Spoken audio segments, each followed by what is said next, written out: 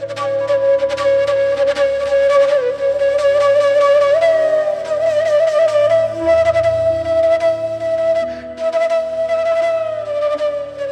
ശാന്തി. പലപ്പോഴും നമ്മൾ നമ്മുടെ ഗോൾ കണ്ടു, വിഷൻ ക്രിയേറ്റ് ചെയ്തു, എനർജി എടുത്തു, പ്രവർത്തിക്കാൻ തുടങ്ങി.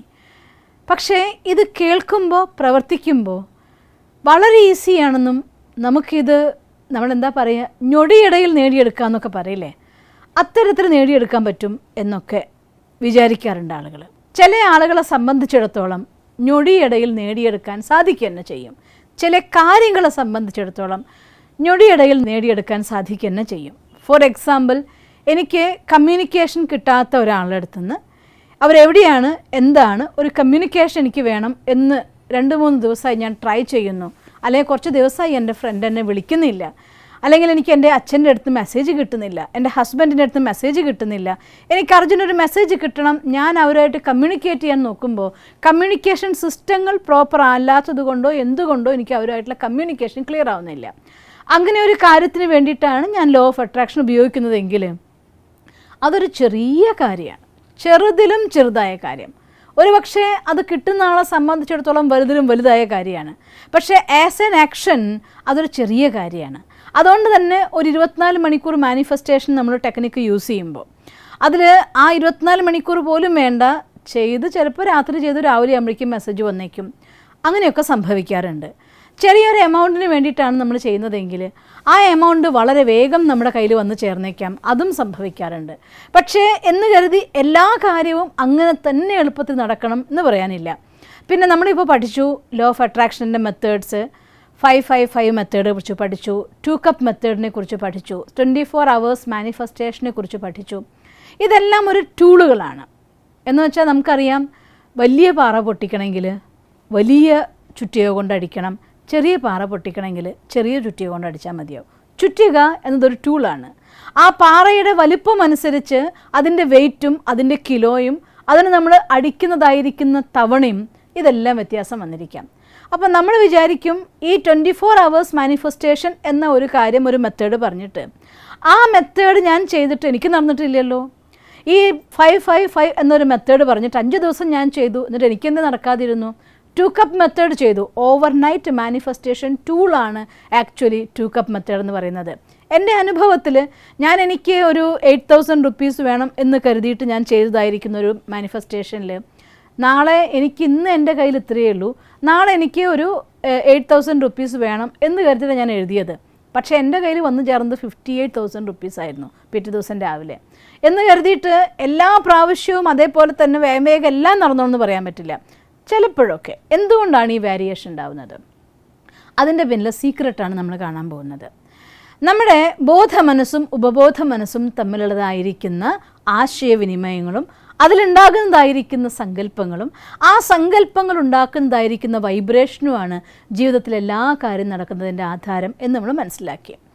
ഒരാളുടെ ജീവിതം, ഇപ്പോൾ ഞാൻ ഇന്ന് ലോ ഓഫ് അട്രാക്ഷനെ കുറിച്ച് പഠിച്ച സമയത്ത് ഞാനത് പ്രാക്ടീസ് ചെയ്ത് നോക്കുമ്പോൾ ഒരു പക്ഷേ അടുത്ത മൊമെൻറ്റിൽ ചെറിയ കാര്യമാണ് എനിക്ക് നടന്നു കിട്ടാം എന്ന് കരുതിയിട്ട് എൻ്റെ ജീവിതത്തിലെ എല്ലാ കാര്യങ്ങളും അങ്ങനെ 24 മണിക്കൂറിൽ ഞൊടിയിടയിൽ നടക്കുന്നതാണോ, അത് വിചാരിക്കുന്നത് തെറ്റാണ്. കാരണം എൻ്റെ ഉള്ളിൽ ഞാൻ ഡെവലപ്പ് ചെയ്തു പോയൊരു പേഴ്സണാലിറ്റി ഉണ്ട്. ഉദാഹരണം പറയാൻ, എനിക്കൊരു 5 കോടി രൂപ വേണം. 5 കോടി രൂപ വേണം എന്നത് എൻ്റെ ഒരു വലിയ ആവശ്യമാണ്. എന്ന് വെച്ചാൽ വലിയൊരു എമൗണ്ട് ഓഫ് മണിയാണ് ഞാൻ അട്രാക്റ്റ് ചെയ്യാൻ ആഗ്രഹിക്കുന്നത്. ആ 5 കോടി രൂപ വേണം. ഞാൻ 2 കപ്പ് മെത്തേഡ് ചെയ്തു, പിറ്റേ ദിവസം രാവിലെ 5 കോടി രൂപ എൻ്റെ കയ്യിൽ വേണമെന്ന് വിചാരിച്ചാൽ ഇതൊരു മാജിക് ഒന്നുമല്ല. ഈ മാജിക് സ്റ്റിക്ക് എടുത്തിട്ടുണ്ടേ, ഒരു വടിയാണ്, അതൊരൊറ്റ വലി വലിച്ച് വരുമ്പോൾ ഒരു പൂ വിടർന്നു വരുന്നു, അങ്ങനത്തെ ഒരു മാജിക് ഒരിക്കലുമല്ല. This is the science. എന്താണ് അതിൻ്റെ പിന്നിലെ സയൻസ് എന്നായിരിക്കാം ഞാൻ നിങ്ങൾക്ക് പറഞ്ഞു തരികയാണ്. ശരിക്കും നമ്മുടെ മനസ്സിലൊരു തോട്ട് ക്രിയേറ്റ് ചെയ്യുമ്പോൾ, ഒരു ഉദാഹരണമായിട്ട് ഒരു സയൻസിൽ ഒരു വെള്ളം ഉണ്ടാകുന്ന തിയറി നിങ്ങളൊന്ന് മനസ്സിലാക്കി നോക്കിയേ. വെള്ളം ഉണ്ടാവുന്നത് 2 ഹൈഡ്രജൻ ആറ്റങ്ങളും ഒരു ഓക്സിജൻ ആറ്റവും അടുത്ത് വരുമ്പോൾ അതിൻ്റെ പുറത്ത് അവ തമ്മിൽ പരസ്പരം അടുക്കുന്നത് കൊണ്ടുണ്ടാകുന്ന ചെറിയൊരു എനർജിയുടെ ട്രാൻസാക്ഷൻ നടക്കും. അതിൻ്റെ ഭാഗമായിട്ട് ആറ്റത്തിൻ്റെ പുറത്തുള്ള ഇലക്ട്രോൺ കുറച്ച് ഊർജ്ജം എക്സ്ട്രാ സ്വീകരിക്കും. ആ ഊർജ്ജം അനുസരിച്ച് അതിൻ്റെ സ്പീഡ്, അതിൽ റൊട്ടേഷൻ്റെ സ്പീഡ് കൂടും. ഒരു പ്രത്യേകമായിരിക്കുന്ന തലത്തിനേക്കാൾ കൂടുതൽ അതിൻ്റെ ഉള്ളിലതായിരിക്കുന്ന ഊർജ്ജം സ്വീകരിച്ച് കഴിയുമ്പോൾ, അതിൻ്റെ സ്പീഡ് കൂടി കഴിയുമ്പോൾ അത് പുറത്തേക്ക് അങ്ങ് തെറിക്കും. കുട്ടിക്കാലത്ത് പഠിച്ചിട്ടുണ്ട്, ഒരു കയറിൻ്റെ അറ്റത്തൊരു കല്ല് കെട്ടി വട്ടം കറക്കിക്കൊണ്ടിരുന്നു. അങ്ങനെ ഒരു പ്രത്യേക സ്പീഡ് കഴിഞ്ഞപ്പോൾ ആ കല്ലങ്ങ് തെറിച്ചു പോയി എന്ന്. നമ്മളൊക്കെ പരീക്ഷ നോക്കിയുള്ളതായിരിക്കുന്ന ഒരു കുട്ടിക്കാലത്തെ പരീക്ഷണം, സമവർത്തുള ചലനം എന്ന പേരിൽ. ഒന്ന് ആലോചിച്ച് നോക്കിയേ, ഇതേ ആക്ഷൻ തന്നെയാണ് ആറ്റത്തിൽ നിന്ന് ഇലക്ട്രോൺ പുറത്തേക്ക് തെറിക്കുന്നതും. ഒരു നെഗറ്റീവ് ചാർജ് നഷ്ടമായിരിക്കുന്ന ആറ്റത്തിനെ സംബന്ധിച്ചും പോസിറ്റീവ് ചാർജുള്ള അയോണായിട്ട് മാറും. അയോണുകൾ തമ്മിൽ കൂടി ചേർന്നുകൊണ്ടൊരു സംയുക്തം ഉണ്ടാകും. അങ്ങനെയാണ് HOH ബോണ്ട് എന്നാണ് നമ്മൾ പറയുക. വെള്ളമുണ്ടാകുന്നതായിരിക്കുന്ന രാസമാറ്റത്തെക്കുറിച്ചാണ് ഞാൻ നിങ്ങളുടെ അടുത്ത് പറഞ്ഞത്. ഇതുപോലെയാണ് നമ്മുടെ ജീവിതത്തിലും ഒരു കാര്യം നമ്മുടെ മനസ്സിലൊരു സങ്കല്പം വരുമ്പോൾ ആ സങ്കല്പം നിരന്തരമായിട്ട് എത്ര കൂടുതൽ തവണ നമ്മളുള്ളിൽ റൊട്ടേറ്റ് ചെയ്യുന്നുണ്ടോ അത്രയും കൂടുതൽ അത് ഊർജ്ജത്തെ സ്വീകരിക്കുകയും എത്ര കൂടുതൽ ഊർജ്ജം കിട്ടുന്നുണ്ടോ അത്രയും വേഗത്തിൽ അത് വീണ്ടും വീണ്ടും റിപ്പീറ്റ് ചെയ്യും. ആ റിപ്പീറ്റ് ചെയ്യുന്ന കാര്യം നമ്മുടെ ഉള്ളിൽ നിന്ന് പുറത്തേക്കൊരു കർമ്മമായിട്ട് പുറത്തേക്ക് വരികയും ആ എനർജിയാണ് നമ്മളിലേക്ക് ആ ഊർജ്ജത്തെ ആവാഹിച്ചു കൊണ്ടുവരുന്നത്. കർമ്മം മീൻസ് ഒരു പക്ഷേ നമ്മുടെ സ്ട്രോങ് തോട്ടിൻ്റെ രൂപത്തിലാവാം, അതല്ലെങ്കിൽ വാക്കുകളുടെ രൂപത്തിലാവാം, അതല്ലെങ്കിൽ ആക്ച്വൽ കൈകൾ കൊണ്ടോ ശരീരം കൊണ്ടോ ഉള്ളതായിരിക്കുന്ന ഫിസിക്കൽ ആക്ഷൻ്റെ രൂപത്തിലും വന്നേക്കാം. എനിവേ, നിരന്തരമായിട്ടൊരു എനർജി ഒരു കാര്യത്തിൽ വന്നുകൊണ്ടേയിരിക്കുമ്പോൾ ആ കാര്യം ആ ഊർജ്ജത്തെ ആവാഹിച്ചുകൊണ്ട് അതായി തീരുന്ന ഒരവസ്ഥ. ഇതാണ് ശരിക്ക് നമ്മുടെ ഉള്ളിൽ നടക്കുന്നതായിരിക്കുന്ന കെമിക്കൽ റിയാക്ഷൻ.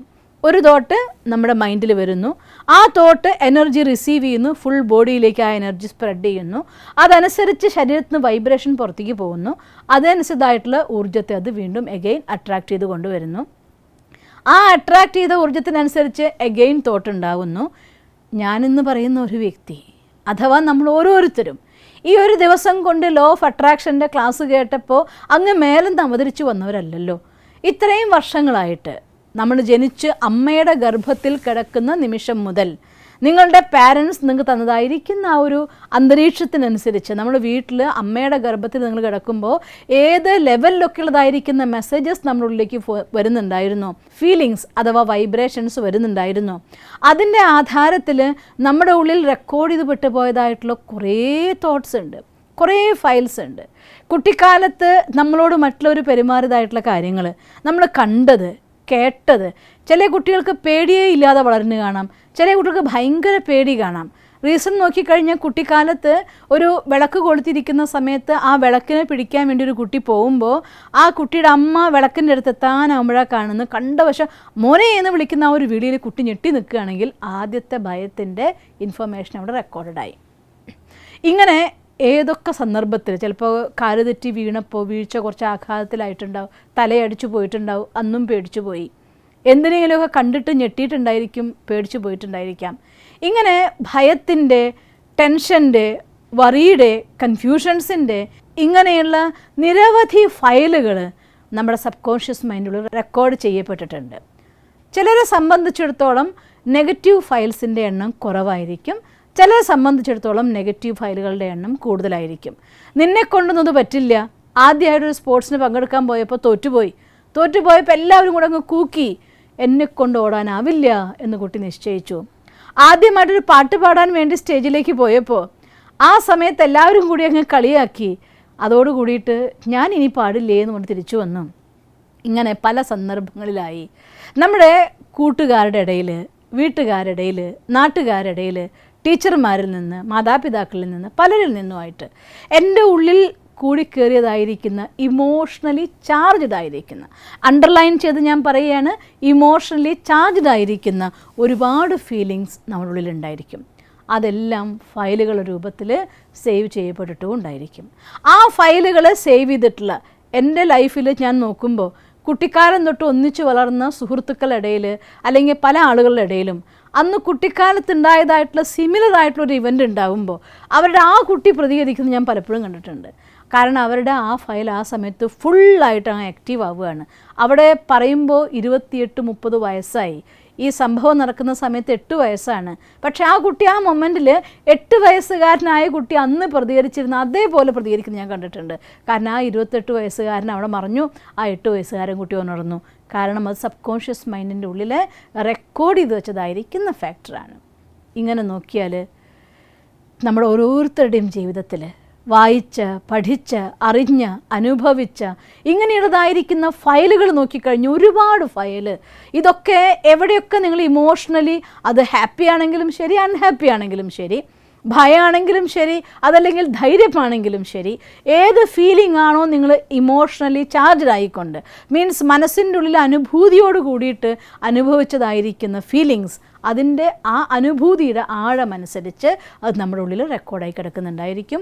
ഉപബോധ മനസ്സ് ആ ഒരു കാര്യത്തിൽ പൂർണ്ണമായിട്ടും നിറഞ്ഞു നിൽക്കുന്നുണ്ടായിരിക്കും. അപ്പോൾ ഇന്ന് ഞാനൊരു ഡ്രീം ക്രിയേറ്റ് ചെയ്യുന്നു. നമ്മൾ ഈ ക്ലാസ് കേട്ടു, ട്രെയിനിങ് പ്രോഗ്രാമിൽ പങ്കെടുത്തു, ഞാൻ എൻ്റെ വിഷൻ എന്ത് വേണം ഞാൻ നിശ്ചയിച്ചു, എനിക്ക് ഇങ്ങനെയൊക്കെ വേണം പോകാൻ ഞാൻ തീരുമാനിക്കുന്നു.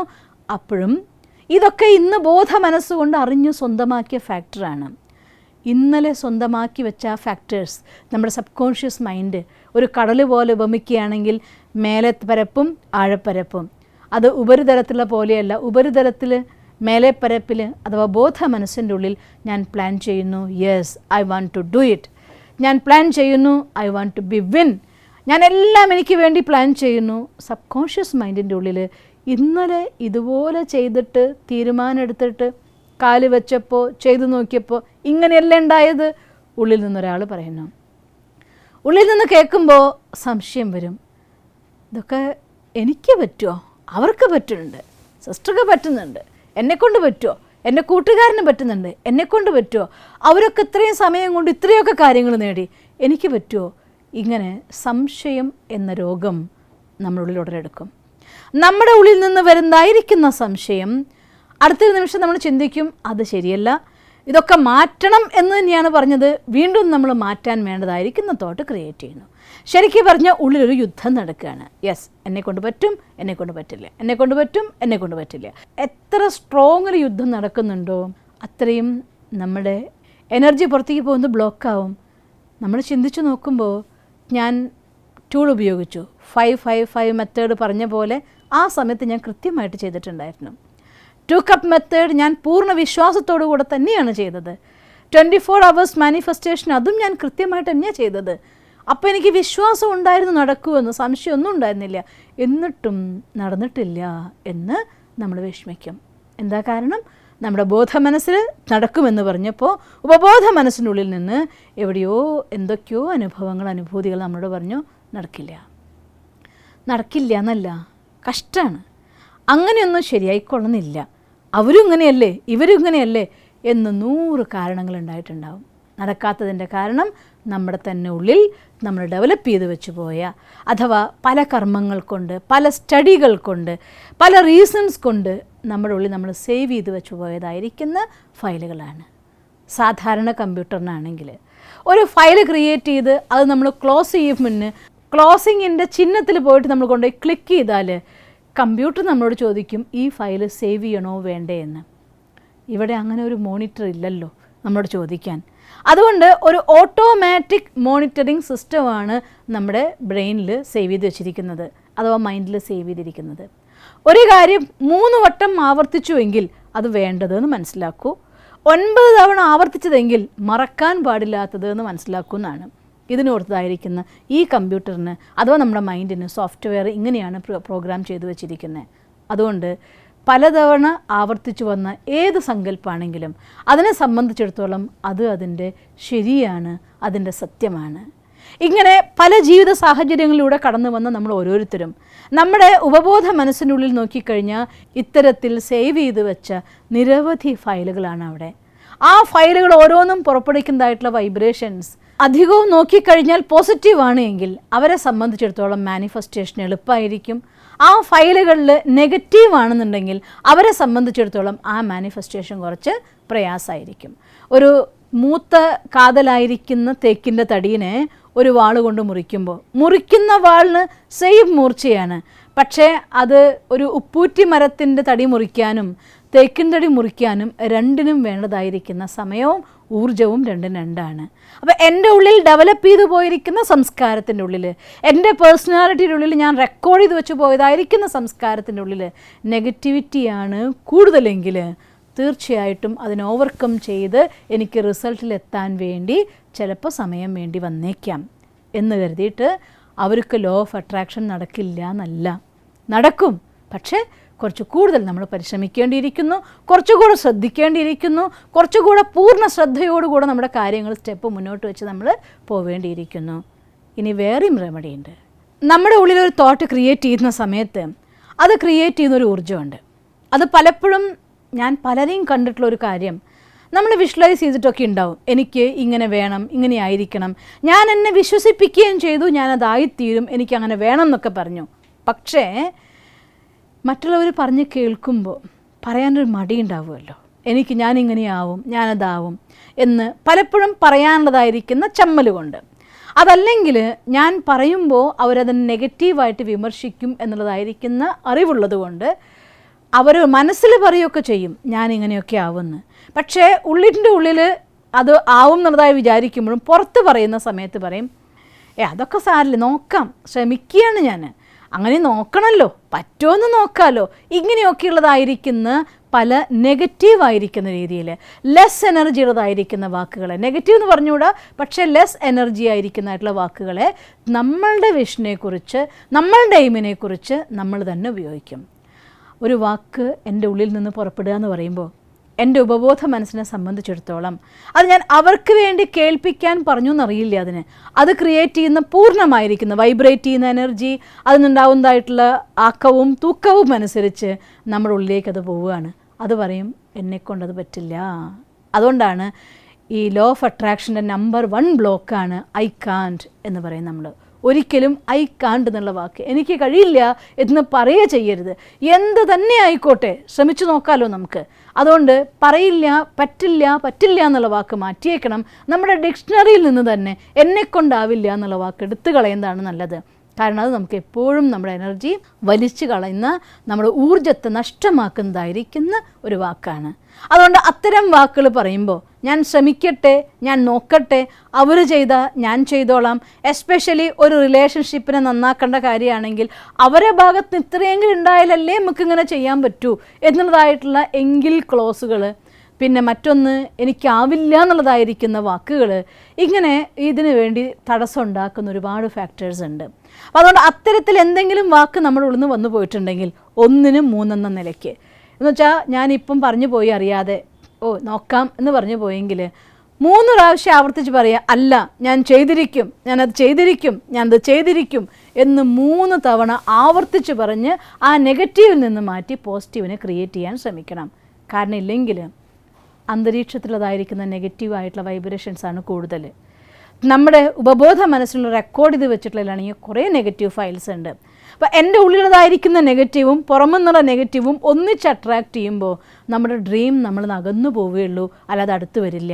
ഇങ്ങനെ നമ്മുടെ ഉള്ളിൽ നിന്ന് അറിയാതെ വരുന്നതായിരിക്കുന്ന ചില വാക്കുകൾ, ചില കർമ്മങ്ങൾ, ഇതൊക്കെ തന്നെയാണ് നമ്മുടെ ലോ ഓഫ് അട്രാക്ഷൻ അഥവാ ഡ്രീം അത് സത്യത്തിലേക്ക് വരാത്തതിൻ്റെ വലിയ ബ്ലോക്കുകളായിട്ട് പ്രവർത്തിക്കുക.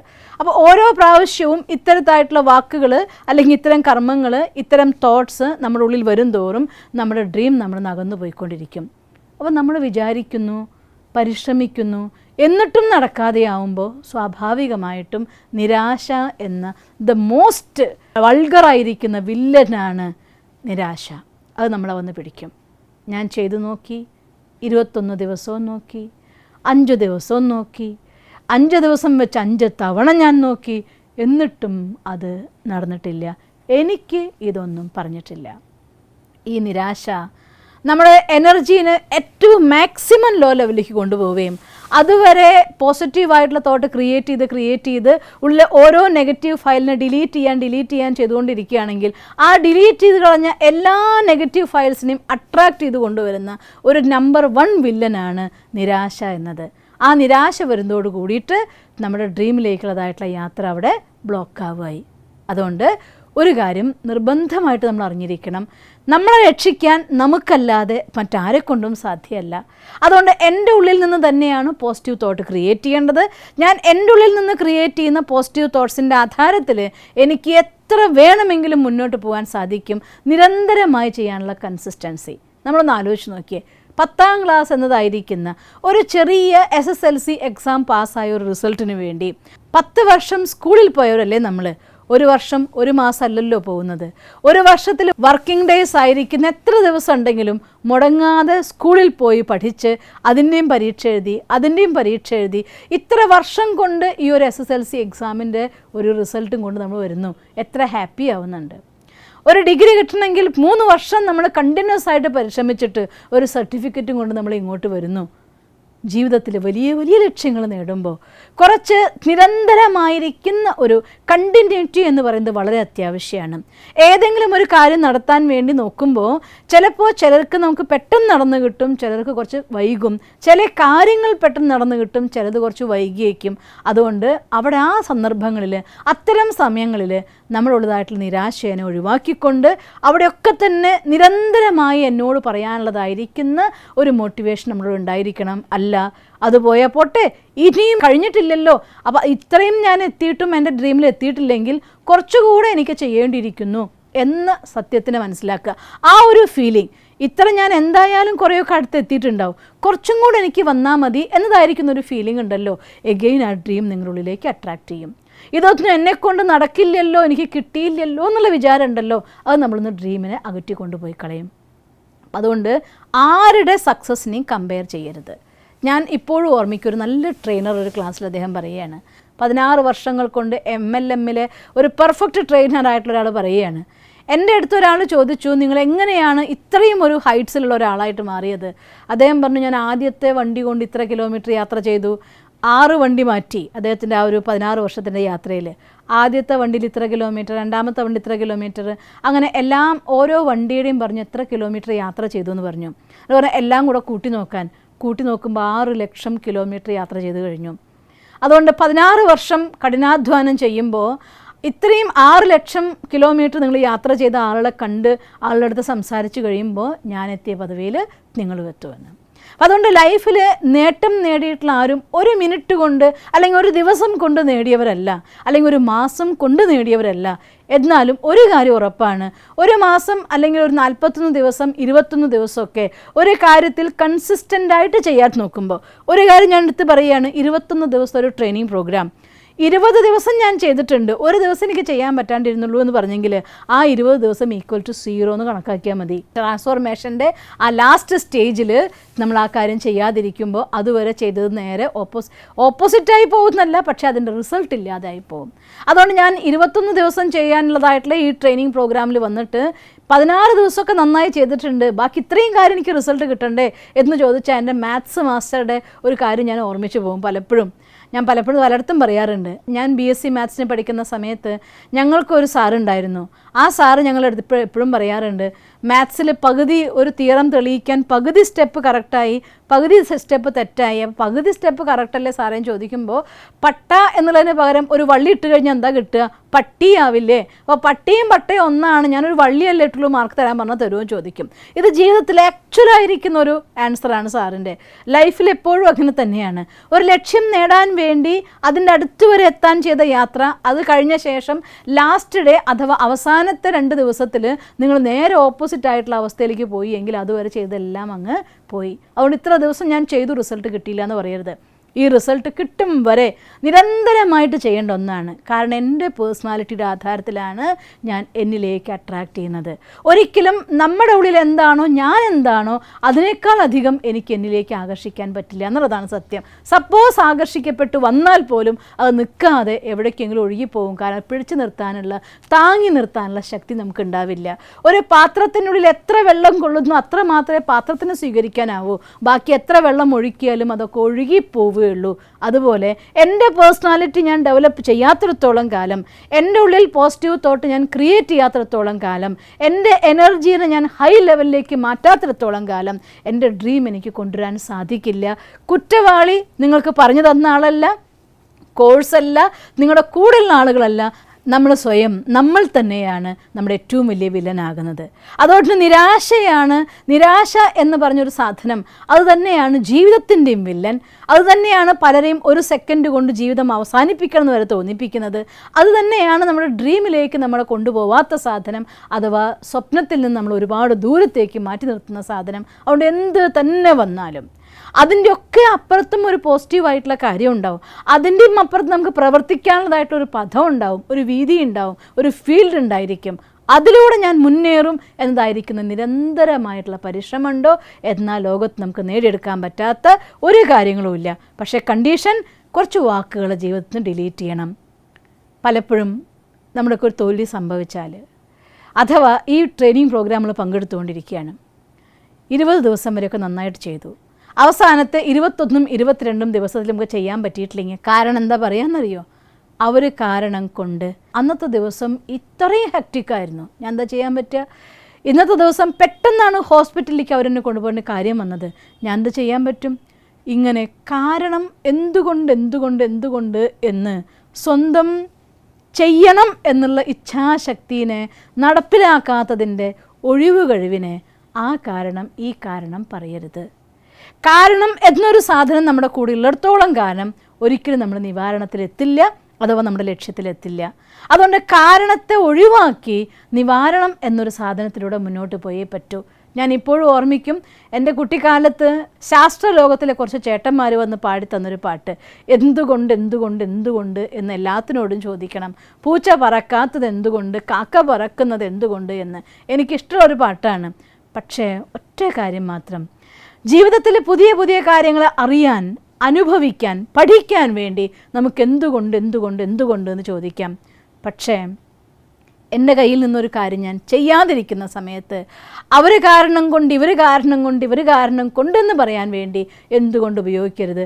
തിരിച്ച് അവനോട് ചോദിക്കൂ, നിനക്ക് എന്ത് ആ സാഹചര്യത്തിലും ഇങ്ങനെ ചെയ്തുകൂടെ, ഈ സാഹചര്യത്തിലും ഇങ്ങനെ ചെയ്തുകൂടെ എന്ന് നമ്മൾ സ്വയം കാരണത്തിന് നിവാരണം കണ്ടെത്തുന്ന ദിവസം നമ്മുടെ ജീവിതം മാറി മറഞ്ഞു എന്നതിൽ യാതൊരു സംശയവുമില്ല. അതുകൊണ്ട് പറ്റാത്ത ഒരു കാര്യമില്ല, എന്തും നമുക്ക് നേടിയെടുക്കാൻ പറ്റും. പക്ഷെ നിരാശ എന്ന വിലനെ മാറ്റി നിർത്തണം. കാരണങ്ങൾ കണ്ടെത്തുന്നതായിരിക്കുന്ന സ്വഭാവത്തിന് ഞാൻ പരമാത്മ മഹാവാക്യം ഓർത്തു പോവുകയാണ്, ദുർവികാരങ്ങളുടെ ലിസ്റ്റിലാണ് ഈശ്വരൻ ഒഴിവ് കണ്ടെത്തുക എന്നുള്ളതായിട്ടുള്ള സ്വഭാവത്തിന് ആഡ് ചെയ്ത് വച്ചിരിക്കുന്നത്. കാരണങ്ങൾ കണ്ടെത്തുന്ന മനുഷ്യന്മാർ അവർക്ക് ചെയ്യാൻ വേണ്ടിയുള്ളതായിരിക്കുന്ന സാഹചര്യങ്ങൾ 1000 മുന്നിലുണ്ടെങ്കിലും ചെയ്യാതിരിക്കാനുള്ളൊരു സാഹചര്യം കണ്ടെത്തുന്ന കാര്യം ഉറപ്പാണ്.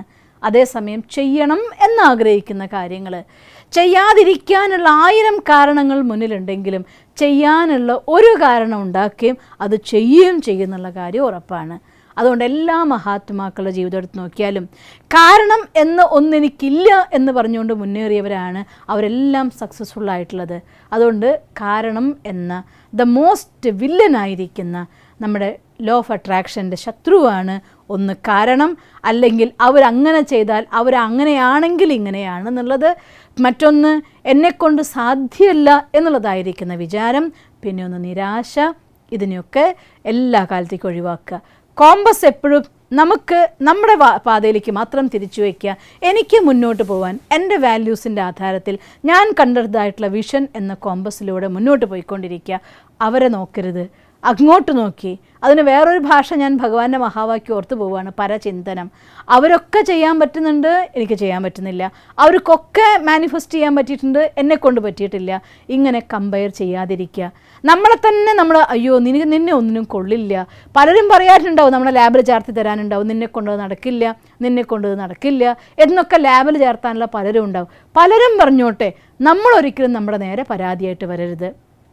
ഇങ്ങനെയാണോ, ഞാൻ ഇങ്ങനെ ചെയ്തിരിക്കും എന്നുത്തരം പറഞ്ഞുകൊണ്ട് മുന്നോട്ട് പോകാൻ സാധിക്കണം. അതുകൊണ്ട് കമ്പാരിസൺ ഒഴിവാക്കുക, കംപ്ലൈൻറ്റ് ഒഴിവാക്കുക, കറക്ഷൻ അവനവന് വേണ്ട സമയത്ത് നമ്മൾ കറക്റ്റ് ചെയ്യാം. പക്ഷേ എപ്പോഴും നീ അങ്ങനെയായിപ്പോയി, നീ ഇങ്ങനെയായിപ്പോയി എന്ന് പറഞ്ഞാൽ അതിന് നേരെ opposite result guilty conscious create ചെയ്യപ്പെടും. അവിടെ നമുക്ക് മുന്നോട്ട് പോകാൻ സാധ്യമല്ല. അതുകൊണ്ട് വലിയ വില്ലന്മാരാണ് നമ്മുടെ ലക്ഷ്യത്തിലേക്ക് യാത്ര ചെയ്യുമ്പോൾ ഉണ്ടാകുന്ന തടസ്സങ്ങൾ. പുറമെ നിന്നുള്ളതായിരിക്കുന്ന ഏത് തടസ്സത്തിനും നമുക്ക് ഒഴിവാക്കാൻ പറ്റും. പക്ഷെ ആ തടസ്സം വരുന്നത് എൻ്റെ ഉള്ളിൽ നിന്നാണ് എങ്കിൽ അതിന് നമുക്ക് ഒഴിവാക്കാൻ പ്രയാസമായിരിക്കും. അതുകൊണ്ട് നമ്മുടെ മുന്നോട്ടുള്ള യാത്രയിൽ ആദ്യം നമ്മൾ ഒഴിവാക്കേണ്ടത് എൻ്റെ മെമ്മറീസ്, ഓൾഡ് മെമ്മറീസ് അഥവാ എൻ്റെ എക്സ്പീരിയൻസസ്. അത് എന്തൊക്കെയാണ് എൻ്റെ ഉള്ളിൽ റെക്കോർഡ് ചെയ്തിരിക്കുന്നത് അതിന് നമുക്ക് ഒഴിവാക്കണം. കുട്ടിക്കാലത്ത് അനുഭവിച്ചു പോയതായിരിക്കുന്ന കുറേ അനുഭൂതികൾ, അനുഭവങ്ങൾ, അതിൻ്റെ ആധാരത്തിൽ നമ്മൾ സേവ് ചെയ്ത് വെച്ചത് പോയതായിട്ടുള്ള കുറേ ഫീലിങ്സ്, മറ്റു വ്യക്തികളെക്കുറിച്ച്, കാര്യങ്ങളെക്കുറിച്ച്, അതുപോലെ അനുഭവങ്ങളെക്കുറിച്ച് ഇങ്ങനെയുള്ളതായിരിക്കുന്ന ഒരുപാട് റെക്കോർഡഡ് നെഗറ്റീവ് ഫയൽസ് അതിനൊക്കെ നമുക്ക് ഇല്ലാതാക്കുകയും ചെയ്യണം. അതുകൊണ്ട് നാളെ നമുക്ക് എങ്ങനെയാണ് നെഗറ്റീവ്സിനെ ഡിലീറ്റ് ചെയ്യാൻ നമുക്ക് ചെയ്യേണ്ടത്, ആ മെത്തേഡിനെ കുറിച്ച് നമുക്ക് കാണാം. എന്തായാലും ഇന്ന് നമുക്ക് ഒരു കാര്യം നമുക്ക് ചെയ്യാം. നമ്മളുള്ളതായിട്ടുള്ള സബ് കോൺഷ്യസ് മൈൻഡിനെ ക്ലീൻ ചെയ്യാൻ വേണ്ടി നമ്മുടെ മനസ്സിൻ്റെ ഉള്ളിലേക്ക് പൂർണ്ണമായി പോസിറ്റീവ് എനർജി നിറയ്ക്കുന്ന ഒരു മെഡിറ്റേഷൻ മെത്തേഡ് പ്രാക്ടീസ് ചെയ്തിട്ട് നമുക്ക് നിർത്താം.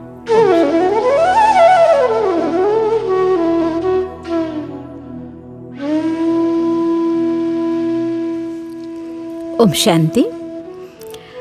ഇന്ന് നമ്മുടെ ഡ്രീം എന്തെന്ന് നമ്മൾ മനസ്സിലാക്കി കഴിഞ്ഞു. ഇനി ഒരു കാരണവശാലും യാതൊരു രീതിയിലുള്ള ബ്ലോക്സും നമ്മുടെ മുന്നിലേക്കൊരു ബ്ലോക്കായി വരാൻ പാടില്ല. ആ ഊർജം, ആ ശക്തി, ആ സർവശക്തിവാൻ്റെ ബ്ലെസ്സിങ്സ് അത് നമ്മൾ ഇന്ന് നമ്മുടെ കൂടെ തന്നെ ഒരു വലയമായി സ്വന്തമായി സ്വീകരിക്കുകയാണ്. അതുകൊണ്ട് ഇന്നത്തെ മെഡിറ്റേഷൻ ഏറെ ഏറെ പ്രാധാന്യമുള്ളതാണ്. നിങ്ങളെല്ലാവരും റെഡിയായി എന്നെനിക്ക് ഉറപ്പാണ്. നമ്മുടെ മെഡിറ്റേഷൻ്റെ മുറിയിൽ ഒന്നുകിൽ കസേരയിൽ അഥവാ ഒരു ഇരിപ്പിടത്തിൽ മെഡിറ്റേഷന് തയ്യാറായിരുന്നാലും ശ്വാസഗതിയിൽ ശ്രദ്ധ കേന്ദ്രീകരിച്ചാലും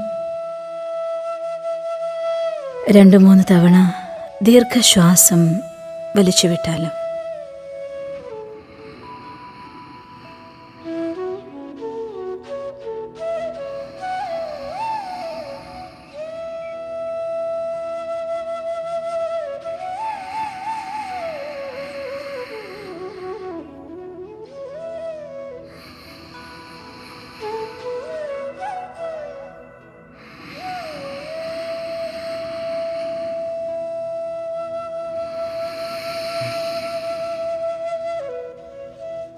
പതിയെ പതിയെ ശ്രദ്ധയെ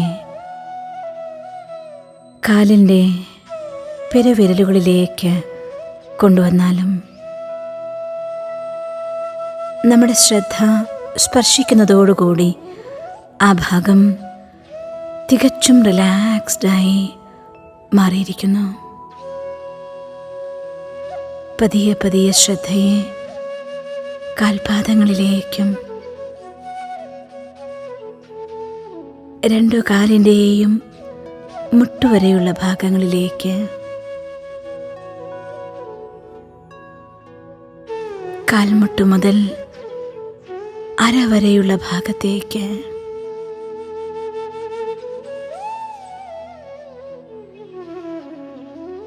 നമ്മുടെ പുറവും വയറും നെഞ്ചുമെല്ലാം റിലാക്സ്ഡായി മാറിയിരിക്കുന്നു. ആന്തരിക അവയവങ്ങൾ പോലും റിലാക്സ്ഡ് ആയിരിക്കുന്നു.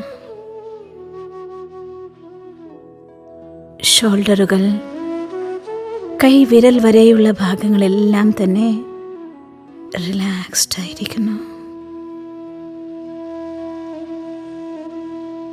കഴുത്തിൻ്റെ പേശികളും തലയും ചെവി, മുഖം എല്ലാം റിലാക്സ്ഡ് ആയിരിക്കുന്നു.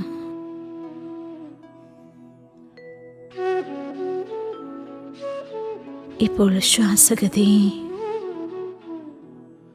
വളരെ നേർത്തതായി മൃദുവായി ശ്വസിക്കുന്ന അവസ്ഥയെ അനുഭവം ചെയ്താലും കംപ്ലീറ്റ് റിലാക്സ്ഡ്. പതിയെ ശ്രദ്ധയെ ഭ്രൂമധ്യത്തിലേക്ക് കൊണ്ടുവന്നാലും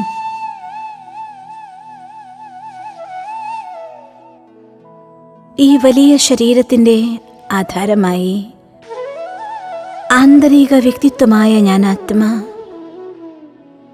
അതിസൂക്ഷ്മ പ്രകാശബിന്ദുവായി ഒരു വെള്ളി നക്ഷത്രം പോലെ പ്രകാശിച്ചുകൊണ്ടിരിക്കുന്നു.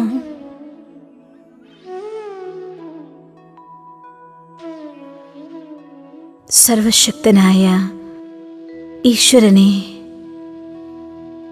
എൻ്റെ സങ്കല്പത്തിൻ്റെ ഭാഷയിലൂടെ സമീപത്തേക്ക് ഞാൻ ആഹ്വാനം ചെയ്യുകയാണ്.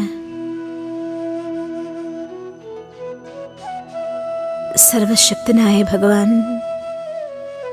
പരം ജ്യോതിയായി എൻ്റെ തലയ്ക്കു മുകളിൽ അന്തരീക്ഷ മണ്ഡലത്തിൽ പ്രകാശിച്ചു നിൽക്കുന്നു. ഞാനിപ്പോഴെൻ്റെ സ്വന്തമായ സ്വപ്നത്തെ, എൻ്റെ ജീവിത ലക്ഷ്യത്തെ അതിൻ്റെ സമ്പൂർണ്ണ അവസ്ഥയിൽ ആയിത്തീർന്നതായി അനുഭവം ചെയ്യുകയാണ്.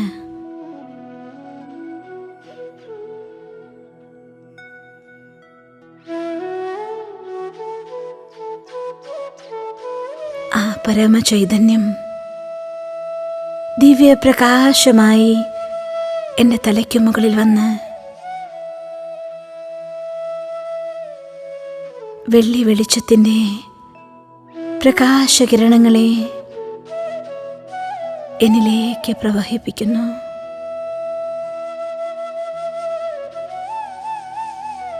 സർവശക്തിവാന്റെ കിരണങ്ങൾ എന്നെ മാസ്റ്റർ സർവശക്തിവാനാക്കി മാറ്റിയിരിക്കുന്നു. സ്വയം സർവശക്തനായ ഭഗവാൻ കൂടെയുള്ളപ്പോൾ ഒരു വിഘ്നത്തിനും എനിക്ക് വിഘ്നമാകാൻ സാധിക്കുകയില്ല. ഞാൻ സർവരുടെയും വിഘ്നങ്ങളെ ഇല്ലാതാക്കുന്നവനാണ്. ഞാൻ മാസ്റ്റർ സർവശക്തിവാനാണ്. എൻ്റെ എല്ലാ സ്വപ്നത്തെയും യാഥാർത്ഥ്യമാക്കാനുള്ള ശക്തി എൻ്റെ ഉള്ളിലുണ്ട്.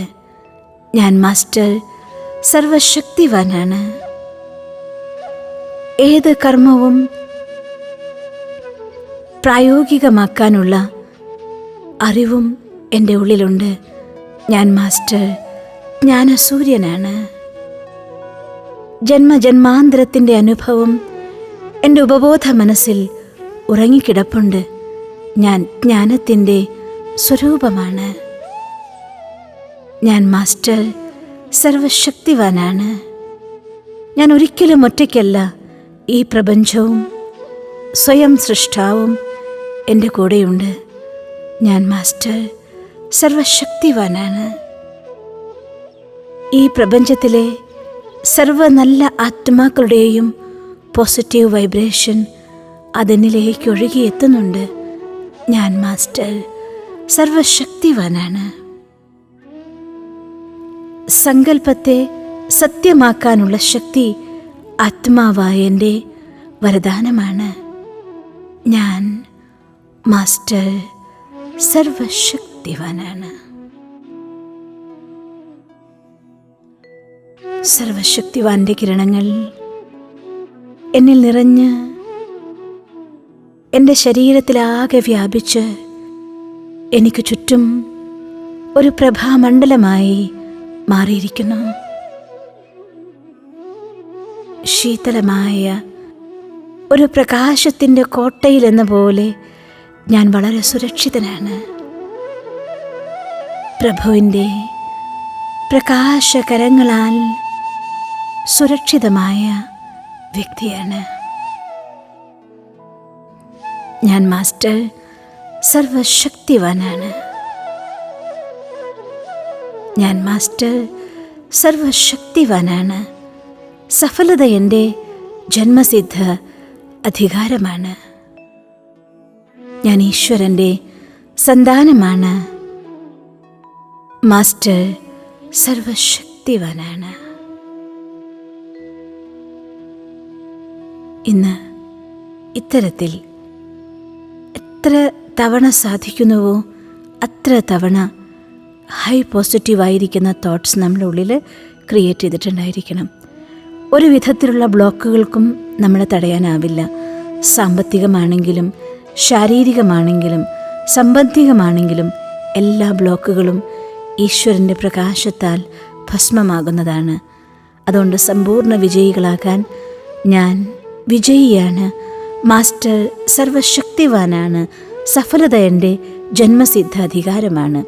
ഈ 3 സമ്മാനങ്ങൾ ഏതോർമ്മ വരുന്നോ അത് എത്ര തവണ സാധിക്കുന്നോ അത്ര തവണ എത്ര തവണ ഇത് പറയുന്ന സമയത്ത് ഭ്രൂമധ്യത്തിൽ സപ്തവർണ്ണങ്ങളിൽ തിളങ്ങുന്ന നക്ഷത്രത്തെ കണ്ടുകൊണ്ട് പറയാൻ സാധിക്കുമോ, അത്രയ്ക്കും ബെനിഫിറ്റ് കൂടുതലായിരിക്കും.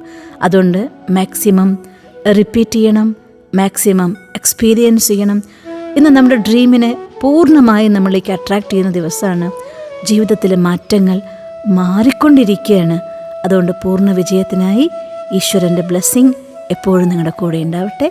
ഓം ശാന്തി. Thank U.